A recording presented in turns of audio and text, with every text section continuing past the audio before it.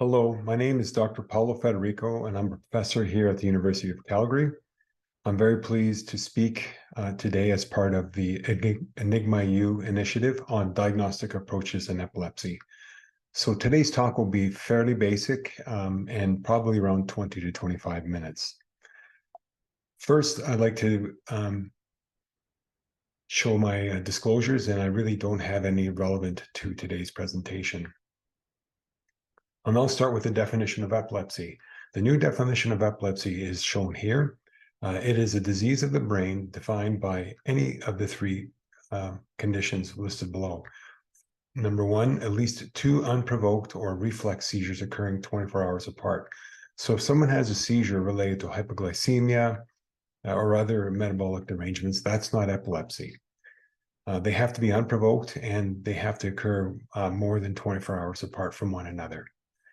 The second is a little bit more difficult definition, but I'll simplify it momentarily. But it reads, one unprovoked or reflex seizure and a probability of further seizures similar to the general recurrence risk of at least 60% after two unprovoked seizures over the next 10 years.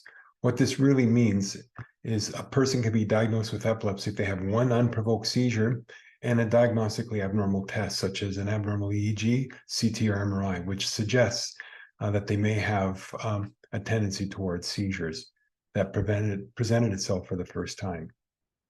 Third is a diagnosis of an epilepsy syndrome based primarily on the clinical features and history of the patient.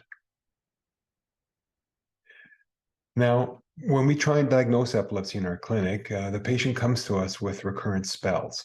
And recurrent spells may or may not be epileptic seizures. So the first thing we as clinicians have to do in the examining room is take a careful history and determine whether the spells are seizure mimics, such as syncope, transient ischemic attacks, migraine, movement disorders, amongst other diagnoses, or is it really a seizure? And if it's a seizure, is it true epileptic seizures, that is an unprovoked seizure, or is it a seizure that's organic, that is of physiological nature, but related to metabolic derangements, such as hyponatremia, hypoglycemia, drugs, alcohol withdrawal, amongst other things. If you determine that the patient does have epileptic seizures, then on the basis of history and investigations, we need to try and determine whether they may have focal onset seizures, that is seizures originating from one area of the brain, or generalized seizures, seizures arising from widespread areas of the brain, or whether they're unclassifiable at the time. So when taking a history as the first part of the diagnosis of epilepsy, we need to take a very careful history from the patient and any witnesses. And sometimes the witness for these events is not present at the time of the visit. So that's why I have the phone here. It's important to call the witness even at the time of the examination or the assessment to get a detailed history of the events. And when getting a detailed history, you need to focus on what's called the semiology. That is, what happens during the seizure.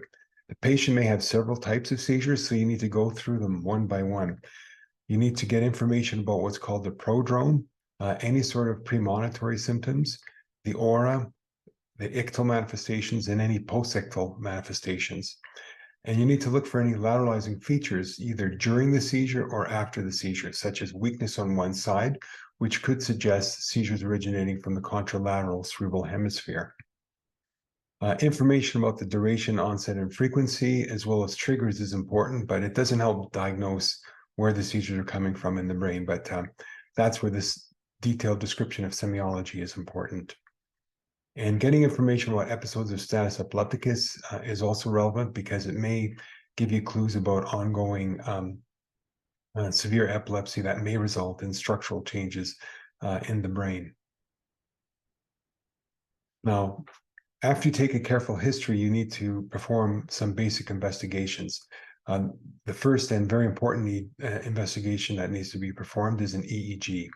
And this should always be performed after the first seizure, and in certainly someone who has epilepsy who hasn't had an EEG performed.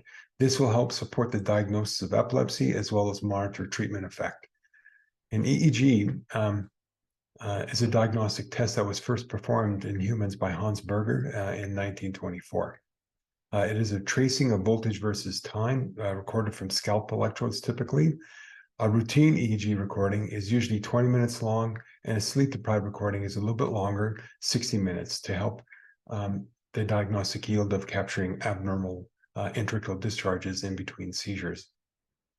The chance of identifying a diagnostic abnormality on an EEG within 24 hours of having a seizure is 51%.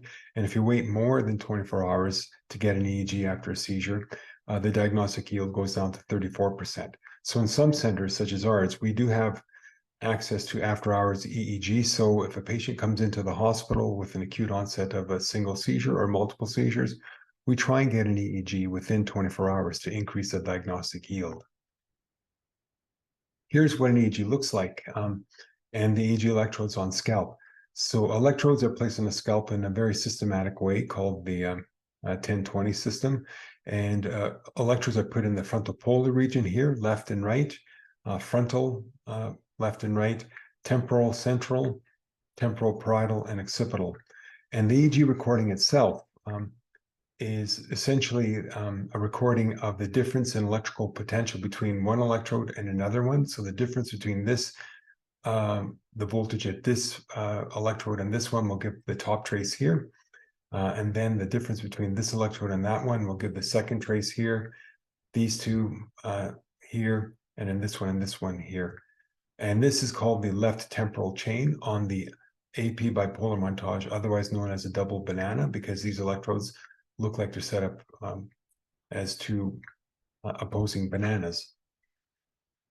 On this montage, then the right temporal electrodes will be placed here, displayed there, I should say, and then going from front to back along the parasagittal regions are the next four traces, and then front to back in the right parasagittal, the next four traces. So this is what a normal EEG would look like on an AP bipolar montage.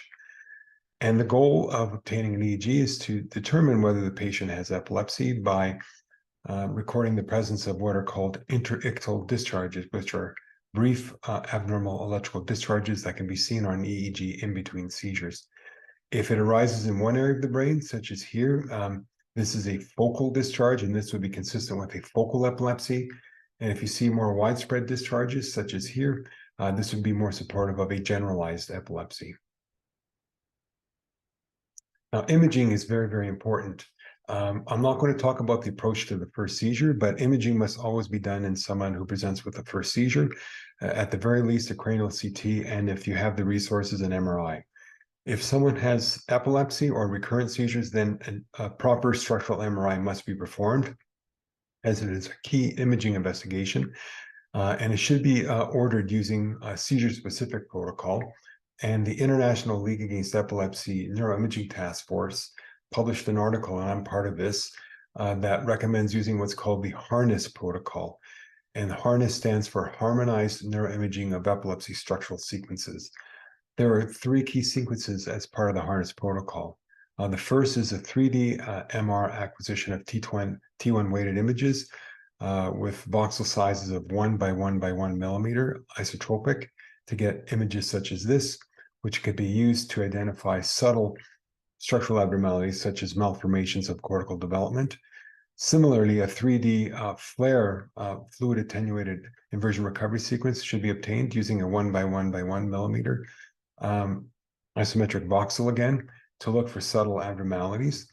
And thirdly, a T2 MRI, a 2D MRI of T2 weighted images acquired with smaller voxels, 0.4 by 0.4 by 2 millimeter with no interstice gap that are acquired perpendicular to the long axis of the hippocampus. And this is useful for looking for subtle changes in the hippocampus, specifically hippocampal sclerosis. When ordering an MRI scan, it is very important to provide a detailed clinical information on the MRI requisition, view the images yourself and a neuroradiologist to ensure no lesions are missed, and you can obtain a second opinion from an outside center if necessary. Now, here's some common abnormalities that can be seen in focal epilepsy on MR imaging. Hippocampal sclerosis, malformations of cortical development, low-grade tumors, trauma, stroke, vascular malformations, and granulomatous diseases. And here's a coronal FLAIR image showing one of the most common things we can see in our epilepsy patients, hippocampal sclerosis. The arrow is pointing to the sclerotic left hippocampus, where there's a decrease in volume of the hippocampus here compared to the contralateral side, an increase in signal. If you look more carefully on a coronal T1 weighted imaging study, you can see the hippocampal atrophy a little bit better on the left side compared to the right. Here's a coronal T1 and coronal flare image showing an area of abnormal gray matter that is also bright on flare imaging, and this is a cortical dysplasia. And here's a series of images showing a long-term epilepsy-related tumor, category tumors, which we now call LEAT. And this specific one is a dysembryoplastic neuroepithelial tumor, which you can see on the axial T2 weighted imaging as a bubbly lesion in the mesial aspect of the left temporal lobe, which is apparent on a CAT scan here, as well as a T1 weighted image. And this is with gadolinium, and it doesn't show much enhancement. So why do we do MRI imaging? First, it can help diagnose epilepsy. And in fact, about 25% of all patients with newly diagnosed focal epilepsy have an MRI abnormality. But it's also useful for determining whether the patient is at risk of having recurrent seizures and whether medications will actually control their seizures. If you look at this old study from 2005, the relative risk of seizure recurrence in a group of patients is higher if the MRI scan shows a lesion than if it doesn't. The relative risk in this study was 1.9. So those are the real important investigations for diagnosing and managing patients with epilepsy. Now, if they have seizures that cannot be controlled by anti-seizure medications, then perhaps we need to consider epilepsy surgery. And surgical candidates for epilepsy surgery must have a focal epilepsy that is resistant to at least 2 trials of adequately dosed and prescribed medications. And this stemmed from this old study here, which shows that 47% of all patients become seizure-free with the first trial of anti-seizure medication. And if a second drug is tried, then an additional 14% become seizure-free. And if patients require a third drug trial, then one reaches the point of diminishing returns where there's only a 3% chance of seizure freedom. And therefore, these patients are rapidly entering into this group here, which is drug resistant. So they must have failed at least 2 adequately tried anti-seizure medications. The seizures must be focal in onset for a resective surgery. They must be disabling, and they must have a well-established pattern that it's been at least present for 1 or 2 years. And there's a few other criteria which I won't discuss. So what are the pre-surgical investigations we typically perform? The overall goal is to identify the seizure onset zone, that is the area in the brain where the seizures originate from. And hopefully, if that area is resected, then the patient is rendered free. And if the patient is rendered free, then one can say that we identified the epileptogenic zone, which is the area of the brain which, when removed, renders a patient seizure-free. But the epileptogenic zone can only be identified post-surgically. So pre-surgically, we're just trying to determine where the seizures begin. And key imaging investigations include an MRI scan, which most patients will have already had obtained. Then they'll also have to undergo scalp video EEG monitoring. And this is where patients come into the hospital and have EEG electrodes applied to their scalp. And they are monitored 24 hours a day, waiting for seizures to arise. And then the video and EEG recordings of the seizures are reviewed to determine whether that all of the seizures originate from a single area of the brain that is surgically accessible. In addition, we routinely perform neuropsychology and functional MRI testing to assess frontal and temporal lobe function for patients with frontal and temporal lobe epilepsy. We do also perform other tests on occasion, and this includes a SPECT, which stands for single photon emission computerized tomography, using either ECD or HMPIO, which are tracers that measure blood flow. And when we measure blood flow in patients with focal epilepsy, sometimes hypoperfusion can be seen at the seizure onset zone in between seizures, or if we obtain what's called an ictal SPECT, where we measure blood flow during a seizure, we can see hyperperfusion at the seizure onset zone, such as in this image here. This patient had left temporal lobe epilepsy with an ictal SPECT. We can also perform positron emission tomography using 18-fluorodeoxyglucose, which measures brain metabolism, and we can sometimes see hypometabolism, at the seizure onset zone. And in some patients, if the scalp EEG recordings of seizures do not prove to be informative, they can undergo intracranial video EEG monitoring, where we can get more precise recordings of the interictal and ictal activity, either using subdural strip or grid electrodes, but more commonly now most centers use depth electrodes. Oh, and here's an image of a PET scan showing hypometabolism in the left temporal lobe of a patient. And lastly, we sometimes have to perform psychology and psychiatric consultations in patients to ensure that they have adequate support, both family support and emotional stability to undergo epilepsy surgery. So here's a scalp EEG recording of a right temporal lobe seizure. I'm just showing you the right temporal chain here in time. And as you can see, as you go from left to right, there is the onset of rhythmic activity here that over time builds in amplitude, so the rhythmic oscillations become higher in amplitude and they slow in frequency. And this is a typical temporal lobe seizure that originated from the right temporal lobe. So here's the same cortical dysplasia case that I showed you earlier. This patient also had an ictal SPECT, and this is a good example where a number of investigations are performed that are all concordant and pointing to a single area of the brain. Again, the area of abnormal gray matter can be seen here in the right frontal lobe on the T1 weighted image. That is a T2 hyperintense, and the ictal SPECT showed hyperperfusion at the seizure onset zone. So now I'm just going to show you an example of an implantation that we perform routinely now in patients who undergo stereo EEG. Depth electrodes that are shown here can be implanted in different areas of the brain, such as in the insula, in the temporal lobe, amongst other areas. And we then record their interictal and ictal activity. And with this technology, we can get beautiful recordings of seizures. So here's an example of an interictal discharge that you can see with the stereo EEG recording. And the seizure itself begins right here with repetitive discharges, which is very easy to detect, a lot easier than the scalp EEG recording I showed you, for example. And over time, you can see that the seizure activity spreads across the entire brain. So, and then what we do after we obtain recordings of these seizures, we just use these diagrams or these maps and plot out where the seizures begin, such as in gold circles here, where areas of early spread are, early spread by the squares, and then later spread in the diamonds. So the seizure onset zone in this patient was localized to the left, or I should say the right hippocampus.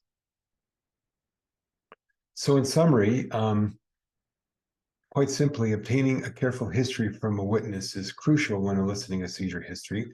And sometimes I would like to reiterate, patients with known epilepsy can have normal MRI scans and normal repeated EEGs, either routine or sleep deprived.